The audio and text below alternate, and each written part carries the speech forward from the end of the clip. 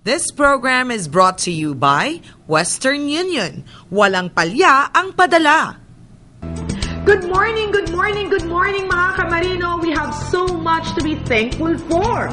Unang-una, ngayong araw po na ito ay unang episode natin ng Season 14. Unang araw ng September at syempre, umpisa na ng Burr Months. Patay. Ay, may patay. Naku, Lord. Talaga namang thank you, thank you, thank you. Good morning, Sir Admiral. And good morning to you, Marichel. Napauwa ko dahil pag nag-umpisa yung bell, panahon ng taguan. Makakabaka ba na dahil malapit na December? Ngunit tama ka, Marichel. We should always be thankful dahil kapag marunong tayo magpasalamat, magaan lagi ang ating kalooban at magaan dalhin ang anumang sitwasyon sa buhay. Kaya salamat mga kamarino sa patuloy niyong pagtangkilik dahil sa inyo ang paboritong palabas para sa marinong Pilipino ay naririto pa rin upang samahan kayo at pasayahin ang inyong umaga. Yes, at patuloy namin kayong kwekwentuhan ng iba't ibang mga stories at syempre, yan po ay kapupulutan ninyo ng maraming aral. Kwentong Marino with a twist. At syempre, bidang-bidang kayo ang mga kamarino namin dito. And that's right, Marichel. So what are we waiting for? All aboard dito sa Yan ang Marino!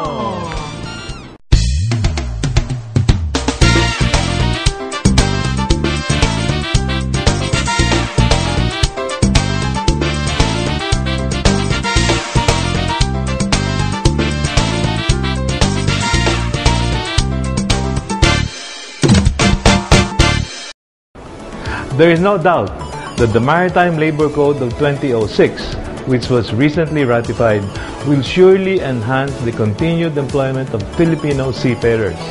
The Philippines, being the leading supplier of seafarers to the world shipping fleet, will greatly benefit this ratification. And the Joint Manning Group, together with government and together with labor, certainly welcomes this ratification. So let's hear from the Joint Manning Group. The Joint Manning Group is the umbrella organization of sea-based manning agencies in the country. Ang JMG ay ang Joint Manning Group na binubuo ng leading associations, maritime associations dito sa Pilipinas. Ito ay binubuo ng 5 leading manning associations, namely Filipino Ship Owners Association, Filipino Association for Mariners Employment or FAME, PAMAS, Intermap, at PJMCC. Sa ngayon, JMG has around 200 member companies. JMG ay binuo upang magkaroon ng common stand ang maritime industry sa mga issues na dumadating, no? Issues involving International Maritime Organization, International Labor Organization, and other international agencies and operations. Isa rin ang JMG sa humimok para mapabilis ang ratifikasyon ng Maritime Labor Convention 2006 na naglalayong mapangalagaan ang karapatan ng mga marino, kaya naman labis ang kanilang pagpapasalamat nang maaprubahan ito sa Senado. The Philippines is the 30th ILO member state to ratify the MLC on August 12. Tinawag naman niyang dynamic ang maritime industry dahil ito daw ay patuloy na sumasabay sa pagbabago ng panahon at kasalukuyang estado ng ating maritimo. Ang Filipino seafarers ay ang seafarers' choice ng international community. Sinasabi nga na ngayon, the Filipino seafarer controls 25 to 30% of the world merchant fleet. 90% ng world economy ay umaasa pa rin sa mga barko para mag-transport ng mga commodities, ng mga pangangailangan ng bawat bansa.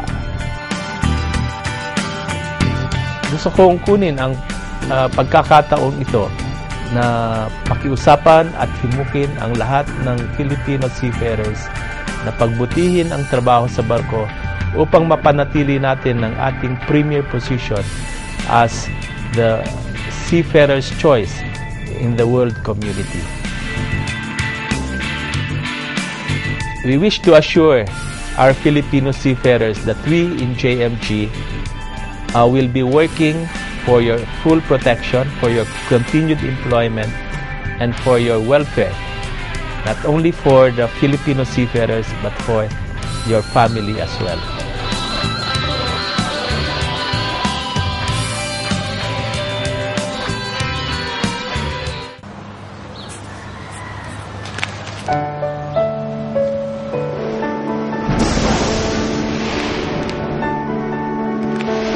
San ka man, namimiss ka nila.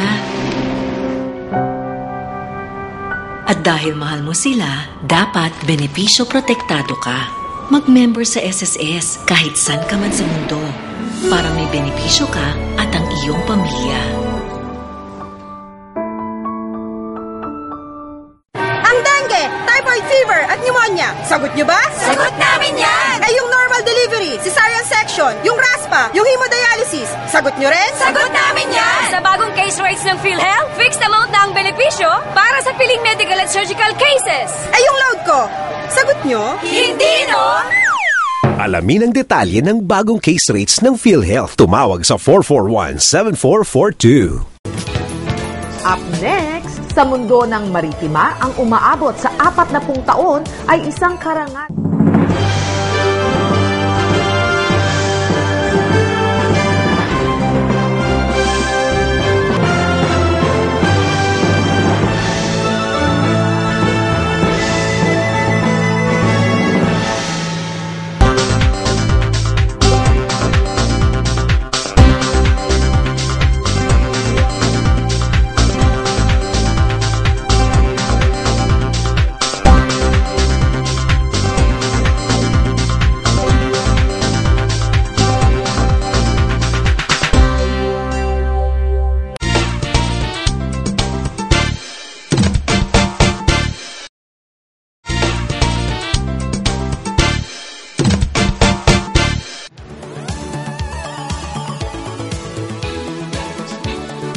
Sa mundo ng maritima, ang umaabot sa 40 taon ay isang karangalang maipagmamalaki. Patunay ito na ang kumpanya ay matatag at matibay sa hamon ng panahon. Tonight is the celebration of the 40th anniversary of Virgin Shipping Corporation. Isa itong selebrasyon ng pasasalamat. It is a celebration of thanksgiving because we have so much to be thankful for in the 40 years of Virgin. First, we are thankful for all the graces that God has bestowed upon us.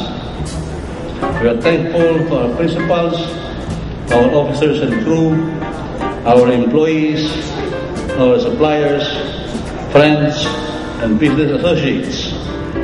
Na lalo pang ikinakulay sa pagdating ng mga bisita, kabilang ng mga government officials, various maritime and seamen's union and ship industry leaders. Present sa event na yon, sina POEA Administrator Hans Kakdak, Marina Administrator Nick Conti, AMSUP President Dr. Conrado Oca at PAMAS President Miguel Oca. We hope that this will open doors for further protection of seafarers, not just in ocean-going vessels, but as well as here in the domestic shipping sector. Pahiwatig ng kahalagahan ng maritime sector, lalo na ng marino, sa pangkabuhayan ng Pilipinas. Kasi napuno ng musika at kasiyahan ang gabi, lalo pa nang binigyan ng Loyalty Award ang mga pinakamatatag na mga empleyado. Thank you very much, ladies and gentlemen.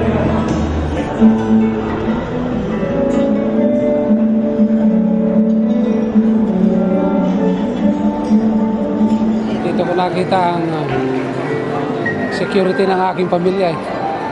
At hindi naman ako nagkamali. Maraming salamat sa Virgin Shipping 40th anniversary. So, sana mas marami pang anniversary darating. At sana lalo pang tumami ang marino sa matulungan ninyo. Ayon sa Virgin Shipping, their secret to success is our Lord's guidance. Yes, we are very thankful and grateful to our seafarers and our staff who has served us with loyalty, with dedication, and even some of them have served us during the whole lifetime that they were actively involved as a seafarer. So, Happy 40th anniversary to Virgin Shipping Corporation. Ang inyong karangalan ay sagisag ng tagumpay ng bawat marinong Pilipino.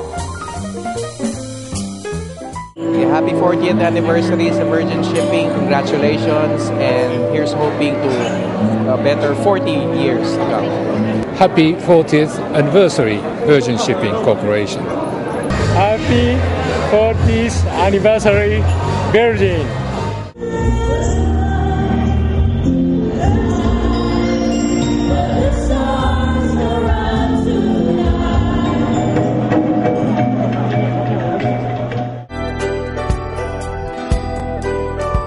Up next, as seafarers, and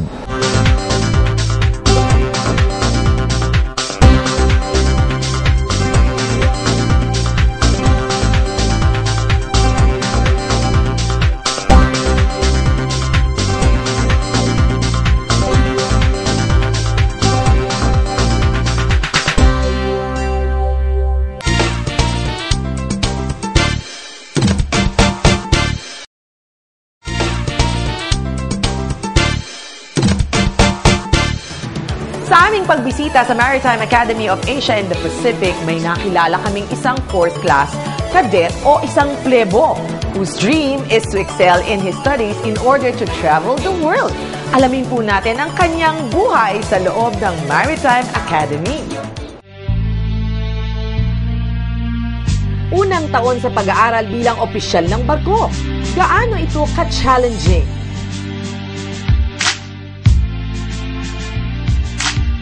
Sinamahan namin ng isang plebo upang alamin ang araw-araw na buhay ng 4th Class Cadet Midshipmen sa loob ng Maritime Academy of Asia and the Pacific.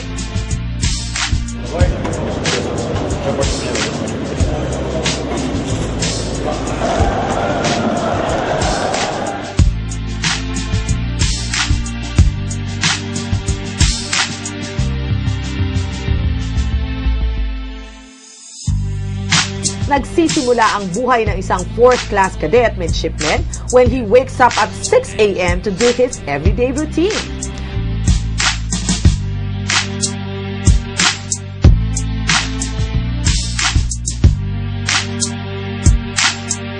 Bye!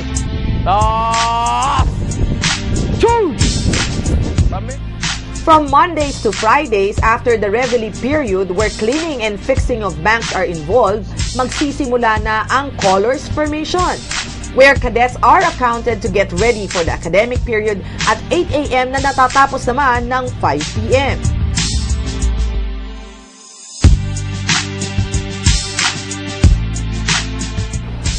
Attention barracks area, it is now 10 minutes before first call for morning mess formation.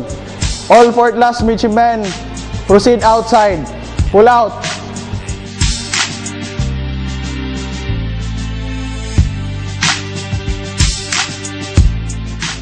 Two! Archers, account.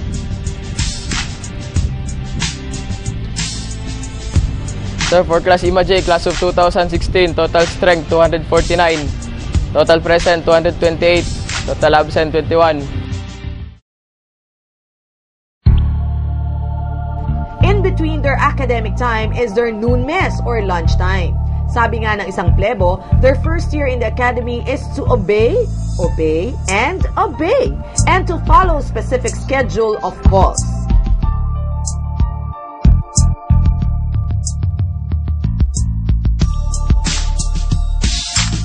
to obey the upperclassmen and to experience the kinds of leadership the upperclassmen gives us, so that when we become upperclassmen ourselves, we will be able to exercise these kinds of leadership. Last! Attention! Say our grace.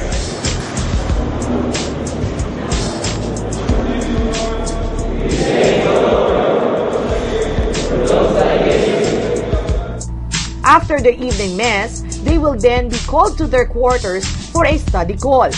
And at 9:30 p.m., start na ang tattoo or personal time before their bedtime at 10 p.m.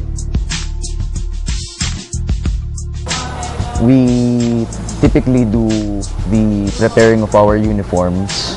We do the laundry. We iron the said uniforms ourselves. We also have to study.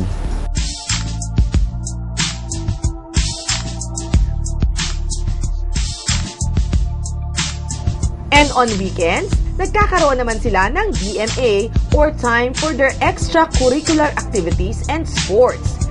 Itong si Gabriel, swimming ang napiling sport.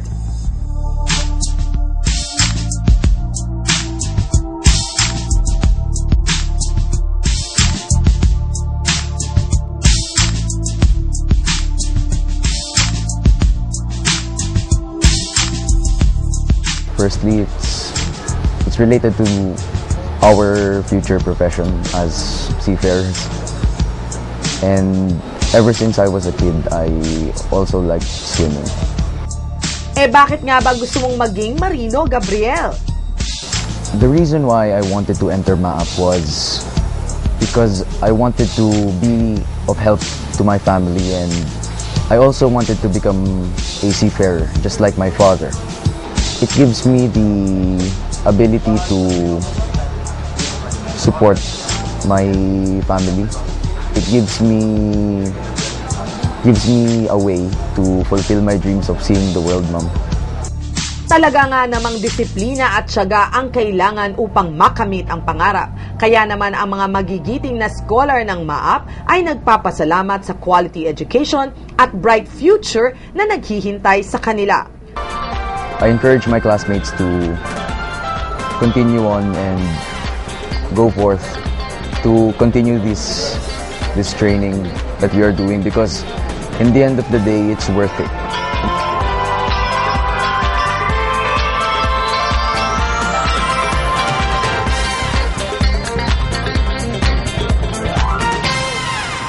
I am a dream. I am Amaya. Whoever you are, whatever you do, you deserve the home you've always wanted. Kaya sa Amaya, pinadali ng maabot ang pangarap mo. I'm a teacher. I am a nurse. I am Ilonggo. I am Batangueño. I am a Filipino. I am Amaya.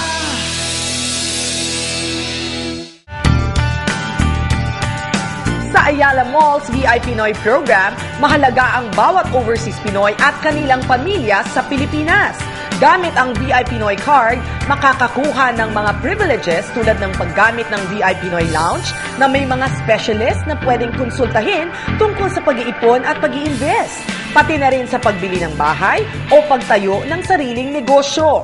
Mayroon din mga discounts sa iba't ibang stores at libreng tickets sa mga events sa Ayala Malls. Para mag-sign up, bumisita lamang sa... Up next, alamin ang trabaho ng isang bosun sa barko. Ilang beses nang nagpalipat-lipat ng barko at sanay na sa...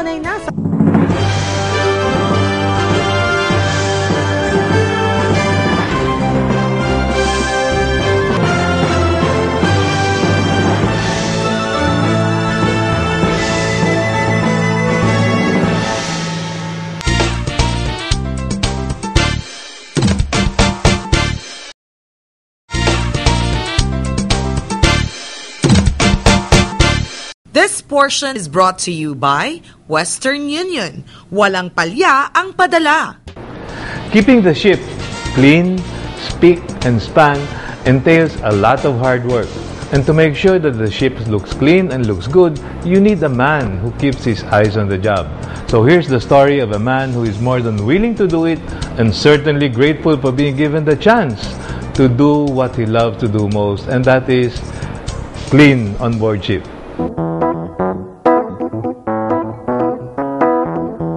A bosun or a boatswain is responsible for ship's cables, sails, cargo rigging, anchors, winch operations, deck maintenance, work aloft, small boat operations, and all other deck-related items.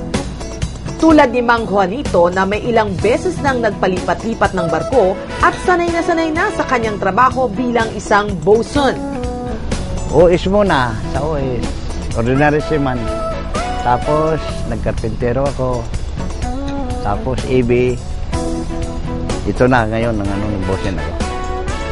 Tik-tik, kalawang, tapos pintura para medyo gumanda naman yung barko, hindi na puro kalawang niya.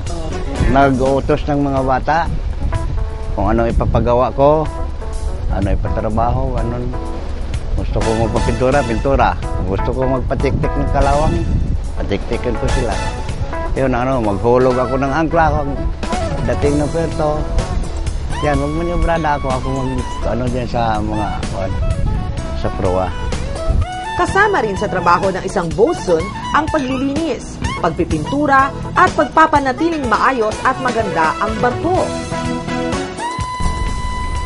Magpapintura ako ng mataas na kung hindi kaya ng mga bata, ako mismo ang gagawa. May 9 na anak ang Cebuanong si Mang Juanito. Namatay ang kanyang unang asawa habang naglalayag siya sa barko. At ayon sa kanya, hanggat kaya ng kanyang katawan ay mananatili siyang parte ng dagat. Dahil kung hindi raw siya naging isang marino, isa rin siyang mangingisda. Mahirap kasi iwanan din itong trabaho ko dito. Pagka wala ako, wala nang magagawa yung wala na. Malrumi na ang barko, wala nang magagawa. Basta kaya ko pa, trabaho. Ang ipapayo ko lang sa kanila na pagbutihin ang trabaho. Yan, pagbutihin nila ang kanyang trabaho. Hindi magtamad-tamad dahil pagka tamad-tamad ka, madali kang masisante sa trabaho.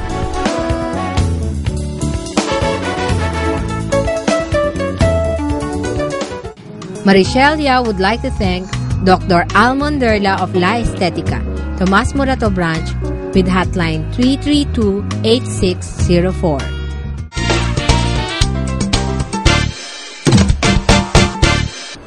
A Benedictine monk once said, and I quote, "In daily life, we must see that it is not happiness that makes us grateful, but gratefulness that makes us happy.